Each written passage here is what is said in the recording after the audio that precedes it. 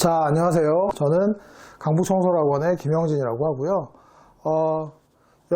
지금 현재 대학을 준비하는 학생들하고, 그 다음에 학부님들 여러분도 관심이 많으실 텐데, 간략하게, 라인으로 따지면 좀 웃기지만, 이제 광명상가 라인, 인서울에서 사실 이제 중상위권 학생들이 선호도가 생각보다 높은 학교입니다. 그리고 과거에는 이제 공대로 유명했었는데 요즘은 뭐 공대뿐만 아니라 저 인문계 학생들도 많이 바라고 있는 그런 학교입니다. 자, 광운대학교 2025 학년도, 그러니까 올해 아니고요. 그 다음 해가 되겠죠. 자, 올해 고2 학생들 어떤 변화가 있고 또 어떻게 좀 준비를 하면 좋을지 저는 전형 계획안을 기준으로 담백하게 말씀을 드리겠습니다. 자, 먼저 수시 모집에서 주요 변경사항이 좀 있습니다.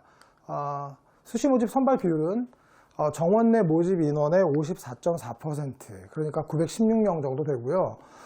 첫 번째로 학생부 종합전형의 지원 자격이 조금 확대됐습니다. 확대됐다는 건 가능한 사람들의 인원이 조금 바뀌었다는 얘기죠.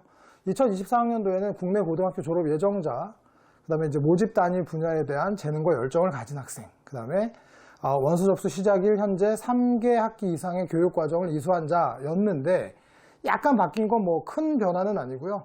고등학교 졸업 예정자, 다시 말해서 국내뿐만 아니라 외국 고교 졸업 예정자도 국내 고등학교하고 성적 체계가 비슷하다면 지원할 수 있다, 그런 얘기입니다. 그리고 관계 법령에 의해서 고등학교 졸업과 동등 이상의 학력이 있다고 인정되는 자, 다시 말해서 검정고시 학생들, 이런 학생들도 지원이 가능하게 바뀌었다, 확대됐다고 볼 수 있는 겁니다. 자, 그 다음 모집 인원이 일부 변경됐는데요. 학생부 종합전형에서 특히 농어촌 학생 전형 67명 모집이었는데 38명으로 줄었습니다. 요거는 조금 농어촌 되는 학생들 조금 이제 좋지 않은 소식이 될 수 있겠지만 그만큼이 또 딴 데서 늘어나는 이게 일반적인 어떤 입시의 구조니까요. 학생부 종합에서 오히려 특성화고를 졸업한 재직자 전형은 94명에서 122명으로 늘었습니다. 자, 그리고요. 제가 자세하게 쭉 써놨는데 이번에 이제 정시 모집에서 주요 변경 사항입니다. 정시 모집은 전체 정원 내 모집 인원의 45.6%, 그래서 768명을 모집하고요.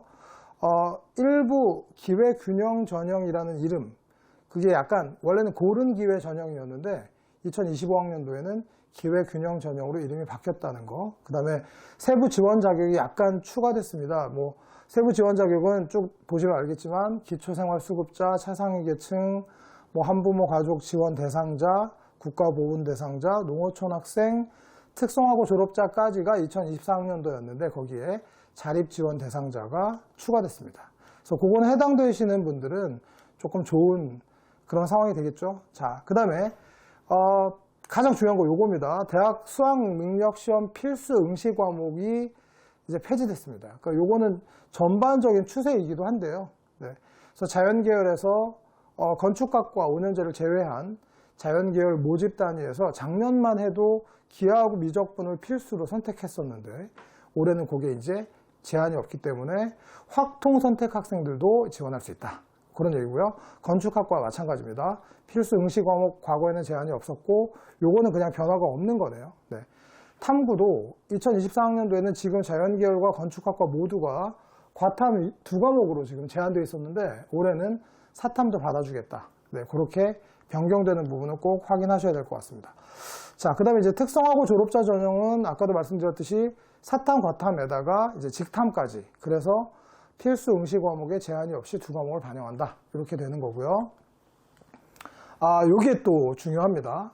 큰 변화는 아니지만 대학 수학 능력 시험에서 영역별로 국어, 수학, 영어, 탐구를 어떤 비율로 반영하느냐에 따라서 특히 이제 문과 학생들은 수학에 대한 어떤 그런 부분들이 굉장히 관심이 많습니다. 근데 자연계는 오히려 또 국어가 좀 반영이 조금 되면 좋지 않을까, 이런 생각도 하실 텐데, 일단 자연계열에서는 전년도 기준으로요. 그러니까 올해죠, 올해. 2024학년도 기준으로는 국어가 20%, 수학이 35%, 영어 20, 탐구 25였는데, 그리고 건축학과에서만 국어를 조금 더 반영해서 수학에 있던 5%를 갖고 온 거죠. 그러니까 국어가 25%, 수학이 30, 영어가 20, 탐구가 25%였는데 일괄적으로 자연계열과 건축학과 모두 다 20, 35, 20, 25로 바뀌었습니다. 그러니까 지금 영어하고 탐구는 반영 비율이 똑같은 건데요. 이제 국어의 반영 비율이 살짝 줄었다고 볼 수 있습니다. 자연계열 같은 경우는. 그 외에 스포츠 융합학과라든지 경영학부, 인문계열의 경영학부, 국제통상학부를 제외하면 인문계열 전체는 똑같고요. 이제 말씀드렸던 경영학부하고 국제통상학부는 30, 35, 20, 15. 즉, 탐구의 비중이 굉장히 낮았어요. 탐구를 좀 못 본 친구들도 올해 같은 경우는 광운대 지원하는데 큰 문제가 없을 것 같습니다. 근데 이제 2025학년도가 되면 수학의 5%를 가져다가 탐구에다 이렇게 준 거죠. 그러니까 수학의 비중이 조금, 문과니까요, 경영학부가 조금 줄어든 반면에 탐구의 비중이 늘었으니까 그 부분을 조금 많이 관심을 가지시고, 뭐 아무래도 경영학부나 국제통상학부는 사탐하는 친구들이 많을 텐데 사탐 두 과목에 문제도 어려워지는 추세고 표준 점수가 올라가는 상황이기 때문에 탐구의 점수가 조금 더 우수하다면 수학을 조금 못 봤다고 하더라도 광운대학교 정시 모집에 지원하는 게 좀 유리해지지 않을까라는 생각이 들고요. 그 다음에 이제 아주 중요한 부분입니다. 대부분이 요즘은 가산점이나 응시 지정 과목을 폐지하는 추세인데 약간은 좀 특이하다고 볼 수 있어요.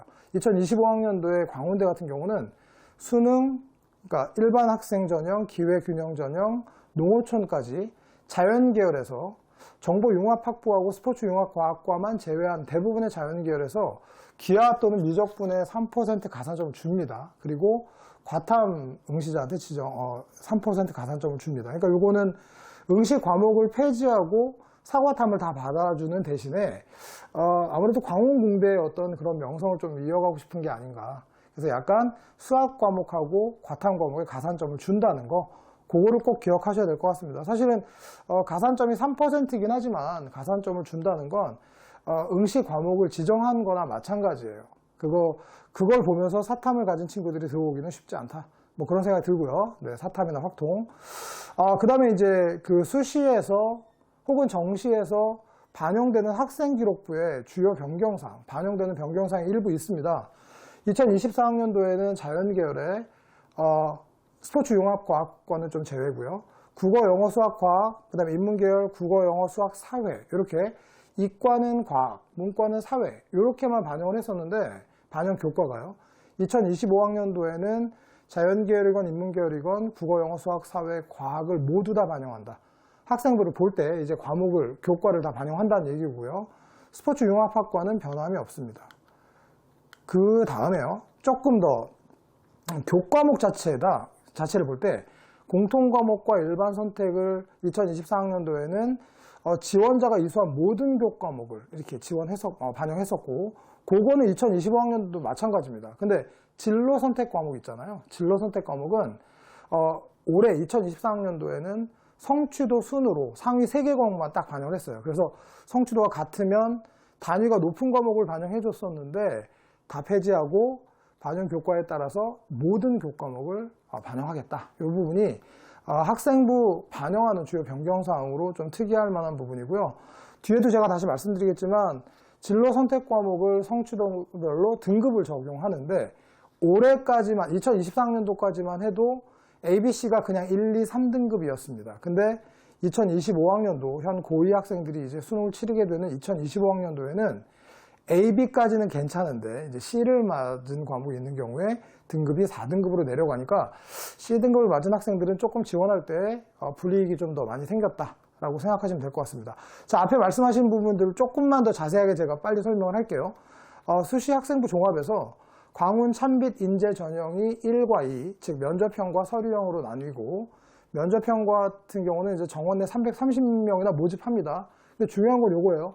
1단계 서류종합평가가 100%인데 3배수를 뽑는다. 그 3배수에다 좀 신경을 써주셔야 됩니다. 이게 1단계에서 몇 명을 뽑느냐, 사실 이제 저희가 인원을 알 수는 없지만 3배수냐, 4배수냐, 5배수냐가 굉장히 중요한 포인트가 되니까 3배수면 사실 많은 편은 아닌데 또 아주 적절한 비율이 될 것 같습니다.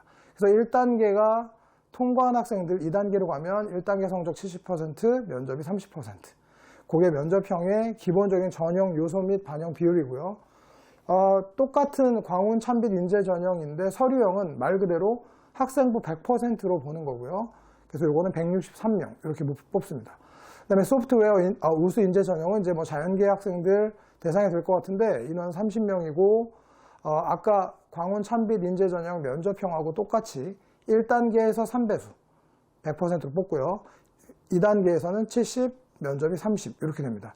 그 외에 농어촌 전형, 특성화고 밑에 쭉 써 있는 것들은 서류 종합으로 100%를 뽑으니까 학생부 관리에 좀 더 만전을 좀 기울여 주셔야 될 것 같고, 그 다음 수시에 또 학생부 교과가 있지 않습니까? 교과는 사실은 이제 내신 성적 굉장히 많이 중요하다고 볼 수 있는데 전형명은 지역 균형 전형이고 194명 꽤 많이 뽑는 거고요. 학생부 100%입니다.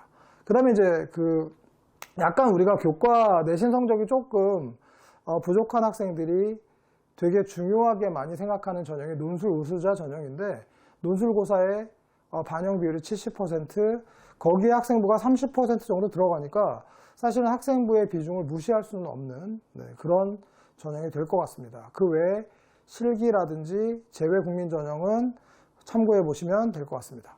자, 그 다음에 이제 정시인데요. 정시는 제가 아까 말씀드린 부분하고 일부 좀 겹치긴 할 건데, 일반 학생 전형 가장 많이 뽑는 660명 정도, 수능 100으로 뽑습니다. 그러니까 여기서 우리가 기회라고 생각할 수 있는 게, 내신을 조금 망친 학생들은 정시에서 정말 쿨하게 수능만 가지고 뽑으니까 수능을 잘 본 경우에 광운대학교 수능 일반 학생 전형으로 지원하는 거 뭐 누구나 다 생각할 수 있는 내용입니다. 다음 스포츠 융합 과학과 같은 경우는 이제 22명을 모집하는데 1단계에서 수능 60% 보고 학생부 40% 봅니다. 근데 10배수를 뽑기 때문에 웬만하면 1단계에 많이 걸릴 것 같아요.